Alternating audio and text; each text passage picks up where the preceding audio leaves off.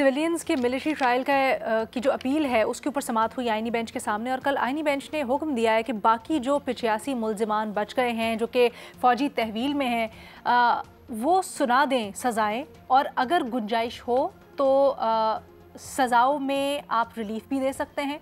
और ये भी हुक्म दिया कि जिनको रिलीज़ करना है, यानी सज़ा जिनके ऊपर नहीं बनती है, उनको रिलीज़ भी कर दिया जाए। अब इसके ऊपर दो राय पाई जा रही है। कुछ कहते हैं ये सिचुएशन को मुबहिम बना देगा ये जो अबूरी हुक्म दिया गया है। कुछ की राय ये है कि बिल्कुल दुरुस्त फैसला किया गया है, क्योंकि अब तो 1.5 साल से ऊपर हो गया है कि बग़ैर किसी सज़ा सुनाए दरमियान में सारा का सारा मामला रुका हुआ था। तो अपने तज्ज़ियाकारों की ज़रा इसके ऊपर राय जानते हैं कि उन्होंने ये जो ऑर्डर आया है इसके ऊपर क्या राय रखते हैं। फ़खर, बताइएगा। देखें अलीना, मेरा ख्याल है कि ये जो भी दहशतगर्दी के हवाले से हो या उसके हवाले से हमने माजी में देखा है कि सिविलियंस का हुआ है, मिलिट्री कोर्ट्स में ट्रायल हुआ है, लेकिन अब ये कहा जा रहा है कि जो बेसिक फंडामेंटल राइट्स हैं वो कहीं वायलेट ना हो, और उसको इंश्योर करा देना चाहिए जो सुप्रीम कोर्ट का जो कॉन्स्टिट्यूशनल बेंच का आगे फाइनल वर्डिक्ट आएगा उस हवाले से। लेकिन सवाल ये है कि ये एक डिबेट चल रही है कि क्या ये PTI का वाकई जो इनके वर्कर्स थे या जो इनके लीडरान हैं उनका मिलिट्री कोर्ट में ट्रायल किया जाना चाहिए और हो भी सकता है या नहीं हो सकता। सिविलियंस के हवाले से ये जो डिबेट है, मैं समझता हूँ कि देखें ये दुनिया भर में ऐसा होता है कि मिलिट्री इंस्टॉलेशंस के ऊपर कोई भी हमला आवर हो। अब ये हमला आवर की फिर वो एक डिबेट है कि उसको कैसे डिफ़ाइन किया जाएगा, बंदूक के साथ हो तो तब ही हमला होता है या वैसे भी वो उसको हमला तस्वुर किया जाएगा या नहीं किया जाएगा। आप मियाँ वाली एयर बेस देखें किस तरह गिराया जा रहा था या बाकी जो जगह हैं इसके हवाले से, तो मेरा ख्याल है कि माजी में भी दुनिया भर में भी ऐसा हो। एक एग्जांपल देख लें, आफिया सिद्दीकी की देख लें, उनके हवाले से ये जो कहा जाता है वो भी मिलिट्री इंस्टॉलेशन के हवाले से उन्होंने वो किया था। तो ये एक दुनिया भर में ऐसा होता है।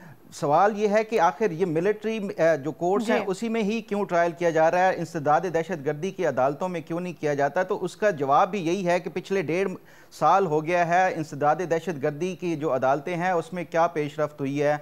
अगर हमारी जो सिविलियन कोर्ट्स हैं वो डिलीवर कर पा रही होती और इस हवाले से लोगों को इंसाफ दे रही होती, या जो जिन्होंने जुर्म किया है उसको सज़ा दे पा रही होती, तो मेरा ख्याल है कि फिर ये डिबेट ही ना होती और शायद इस हद तक नौबत ही ना आई होती। तो इसलिए मैं समझता हूँ कि ये किसी न किसी सूरत में इसका जो है एक बार फैसला होना ही चाहिए था। जो पिछले 1.5 साल से मिलिट्री की उसमें है, कस्टडी में है, उन बेचारों का जो जिसमें से इनोसेंट हैं उनका क्या कसूर होगा कि वो 1.5 साल फैसले का इंतजार कर रहे हैं, कोई फैसला नहीं आ रहा। हो सकता है कि वो इनोसेंट डिक्लेयर हो जाएं ये जो मिलिट्री ट्रायल में, लेकिन उसके बावजूद भी वो तहवील में है। तो इसलिए मेरा ख्याल है कि ये जो अदालत की तरफ से फैसला दिया गया है फिलहाल उसको मैं समझता हूँ कि ये बेहतर है। जब फाइनल वर्डिक्ट होगा तो उसमें शायद ये डिबेट जो अभी भी जो चली है इसमें जो जितनी भी समाअत थी उसमें भी कि क्या ये फंडामेंटल राइट्स का मामला है या जो उसके साथ साथ जो मिलिट्री जो बुनियादी नुकता है कि ट्रायल हो भी सकता था फौजी अदालतों में इस मामले का या नहीं, या फिर इंसदाद दहशतगर्दी अदालत में होना चाहिए था। लेकिन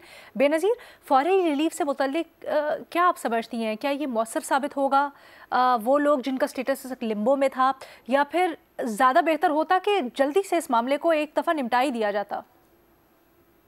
अलीना, जब मैं इस केस के बारे में पढ़ रही थी तो जो सबसे ज़्यादा मुझे हैरानी हुई पढ़ के वो ये कि अब जो है केस वो सर्दियों की छुट्टियों के बाद सुना जाएगा। मतलब कोई अर्जेंसी ही नहीं है। 80 से ज़्यादा लोग हैं, वो पता नहीं किन हालात में है, हिरासत में है, बेल उनको मिल नहीं सकती, साल से उनको ऊपर हो गया और कोई अर्जेंसी नहीं है कि अब सर्दियों की छुट्टियां आएंगी, फिर वो गुजरेंगी, फिर केस दोबारा सुना जाएगा। जैसे फखर ने कहा, जल्द से जल्द इस केस का फैसला आना चाहिए। बल्कि मैं तो कहूंगी मतलब दिसंबर से पेंडिंग है ये केस, दिसंबर से पड़ा हुआ है। पिछले भी जो चीफ जस्टिस थे उनको भी कोई शायद अर्जेंसी नहीं थी। इस वक्त भी लग रहा है आईनी अदालत को कोई खास जल्दी नहीं है इस केस को निपटाने की। बल्कि मैं तो कहूंगी इससे ज्यादा अहम केस तो सुप्रीम कोर्ट के सामने कोई और है ही नहीं। ये एक नेशनल इंपॉर्टेंस का केस है, बल्कि इसका तो लाइव टेलीकास्ट होना चाहिए। वैसे पता नहीं क्या हुआ हमारे उस लाइव टेलीकास्ट का, शायद उसको भी फायर वॉल लग गया, वो अभी तक हमने देखा नहीं।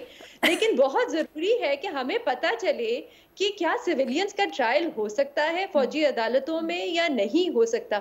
जहां तक ये फैसला है जो अभी ऑर्डर आया है, मैं कोई वकील तो नहीं हूँ, लीगल एक्सपर्ट भी नहीं हूँ, लेकिन मुझे तो ये एक बैलेंसिंग एक्ट लगा है कि आप केस भी चलाते रहे और वो चलता रहे, और दूसरी तरफ आप फौजी अदालतों से कहें कि ठीक है आप ट्रायल भी करें और आप फैसला भी दे दें। मेरे लिए तो ये बहुत परेशान कुन बात है, क्योंकि इस ऑर्डर से ऐसा लग रहा है कि अदालत मान रही है कि हाँ फौजी अदालतों की जुरिस्डिक्शन होती है, वो सिविलियंस का ट्रायल भी कर सकते हैं और फैसला भी दे सकते हैं।